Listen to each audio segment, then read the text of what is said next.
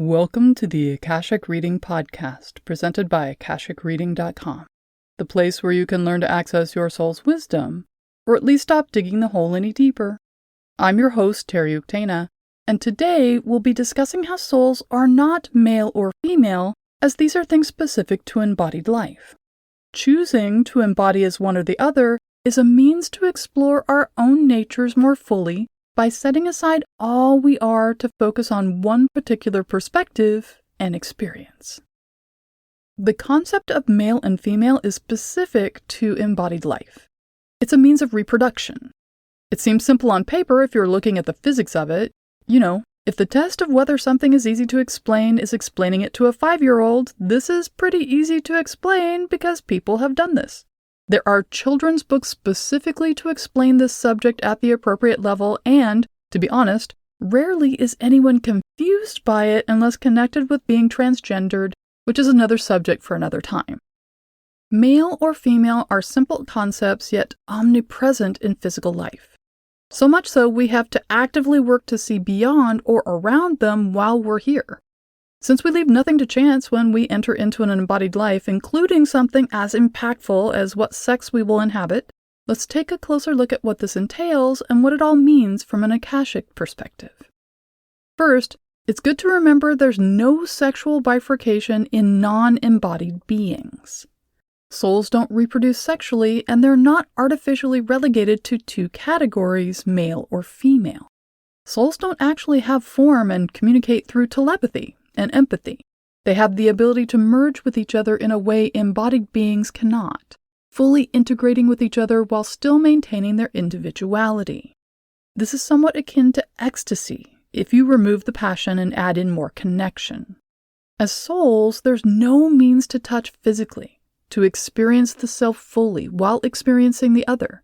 We experience the other as ourselves in the forever now of time, which is not linear, and then we separate again. Embodied life provides a means of experiencing ourselves and each other in a completely different way. To enter into encasement at all allows us to have privacy from the constant oneness of soul communication with others. It allows us the ability to be completely ourselves without interconnection. This separateness then gives us the freedom to choose how we will connect with others, how to express ourselves, and how much or how little to interact with others in a myriad of ways throughout each and every day. This in and of itself is amazing, and for some is worth the difficulties of getting and being here.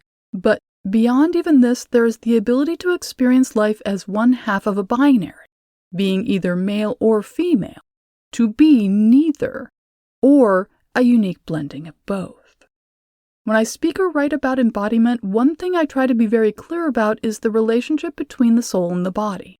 The body in which a soul resides is not a symbol for who the soul is, or some distillation of the soul's true nature, nor is the body a meat car, which the soul is driving around in and which can be traded for a newer model, if necessary. Each body is specifically chosen and nurtured to be the best fit for what the soul needs in the particular life they have crafted for themselves. I call it crafting because putting together an embodied life is an amazingly complex thing, and the body is only one part of the equation, yet a significant part, which needs to be able to do and be and manage so very much. Every time I think about it, I realize how very miraculous it is that any of us are here at all.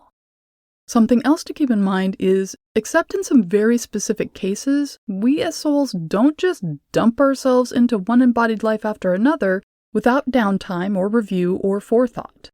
We're not forced to be here, we choose to do this. Whether we will be male or female is a major component of embodied life and is not something we choose lightly. Because while sexual reproduction is a relatively simple concept, being a woman or a man and what all this means is very much not. There are entire bookstores dedicated to the subject. Professionals have careers based on helping us figure out how to communicate across the sex divide. And then you get into roles and responsibilities and whether they're culturally based or essential, meaning based on biology and instinct. Even our deities are imagined as one or the other sex because we can't seem to reconcile ourselves to one which would be beyond it or encapsulate both. Some languages require their words to have sexual gender. Others make their gender-neutral pronouns so neutral they're negative. And in English, people are now struggling to expand their usage of the terms they and them. So, for the majority of souls, we choose whether to be male or female, and in the choosing, we take on biology which colors our experience of the world. Men who rapidly cycle through sexual highs and lows within a few days, staying fertile into late life, and having their sex organs be manifestly apparent. Women who have 28-day cycles, end their fertility in midlife, have sex organs which are not apparent, but secondary sex characteristics which are, and who provide the incubation system which nurtures new life into the world. This is human sexuality in brief, and colors our perspective of the world to such a degree we sometimes have difficulty seeing there are others. To keep things in balance, I like to remember that with seahorses, the male is the one who carries the babies in his body until they're ready to be born. He goes through the pain of contractions and the body distortions of pregnancy rather than the female, thereby turning my notion of male and female responsibilities on its head. And it's good to be turned around and upside down every once in a while. Choosing to be male or female in an embodiment is not just a choice of whether to be an innie or an outie. Male and female in cultural context defines more than reproductive roles. It defines what type of employment, of interactions, of connections, and how much freedom we'll have available to us. For the past few thousand years, the roles of male and female have contained within them preset goals or lessons which help in the life selection process. For example, if you wanted to be a captain of industry, an explorer, in power politically, or even to experience being rich, then you would choose to be male. If you wanted to experience childbirth, oral traditions, the deep interconnection of social and family bonds, among other things, then you would choose to be female. There are positives and negatives to both. Luckily, we don't live just one life, so we have plenty of options to experience them from all angles. In crafting an embodied life, we first choose what we wish to achieve, whether this be multiple goals concerning our and our soul group's becoming, or a life of service to others, or a combination of these. If we're embodying with a soul group, then the choice of sex is part of the goal because we've already agreed to roles we'll play for others, such as mother or father, sister or brother.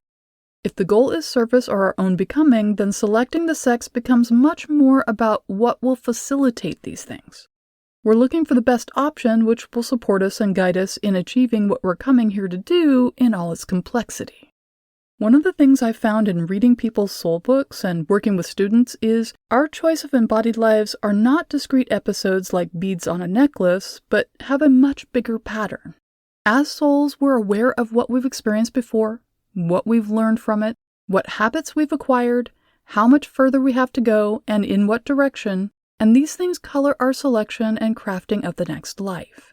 For example, I have a client who embodies as male specifically to put into practice and test out their in-depth studies in the Akashics. These lives are very focused, so family connections are something they strive to avoid if possible, although it isn't always. After such a life, the next 2 or 3 embodiments will be female, and will be about living a non-driven, non-research life of service, which provides a positive environment for other souls to embody. This gives the soul balance and allows them the ability to focus on the male lives to a very high degree without causing negative effects. Other souls choose to be male or female for multiple lives in a row in order to learn one specific aspect of being, like learning a language through full immersion.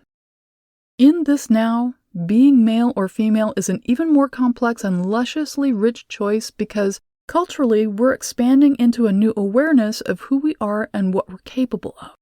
As women become more equal, so too do men, and these stereotypical roles of what we are able to do are changing in amazing ways. Marriage equality, gender equality, it's heady stuff, but it's also good to remember we're not this stuff. We're not better than it, above it, beyond it, nor are we defined by it. We are taking the opportunity to inhabit it. Whether we suffer or savor is up to us. I find it interesting to look at past lives to see how the individual soul works with the roles of male and female.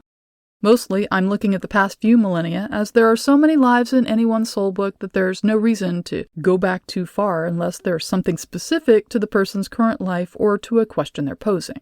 Which means being male or being female have highly structured definitions and boundaries of various kinds, which we put on when we become embodied.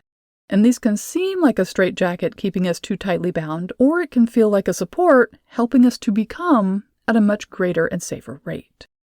What interests me is the variety of ways in which we interpret and experience these roles, choosing to subvert them, fully embrace them, rebel against them, immerse ourselves in them, or utilize them for our own ends. Each past life weaves these choices into the fabric of the life which creates the foundation of its narrative. For example, being female in the 40s and learning about empowerment through factory work to support the troops, or being male in the Middle East during the lifetime of Muhammad and choosing to leave the traditional tribal ways behind for a new type of community, or not. Being female in Ireland during the potato famine, being male in Germany during the Roman invasion, and on and on. Each choice, each role we take on is planned not only to participate in the times, but to explore our own natures, to wear the role and make it our own, to find out about this aspect of ourselves, to fully and completely embody what it is to be male or to be female. And in all my experience, I've found no soul that has been only one or the other. We all take on both roles at times.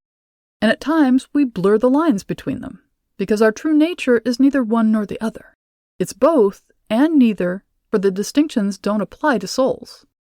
It's a gift to be able to split our nature into these two essential parts, and it allows us to combine them in a multiplicity of ways too enormous to fathom. Looking at our past lives allows us to see all we have learned about what it is to be male, to be female, and points out all we have yet to learn. Remembering this wisdom can help us be better at it this time around. And that's all the time we have this week. If you're interested in knowing more, check out my website, akashicreading.com. Thank you to my patron of honor this week, Jennifer Keene. If you're enjoying this podcast, please consider supporting it by subscribing on Patreon. For just $5 a month, you can join in weekly patron-only classes, see all my other offerings, and get regular updates about what I'm working on at patreon.com/TerryUktana. Thanks. Bye.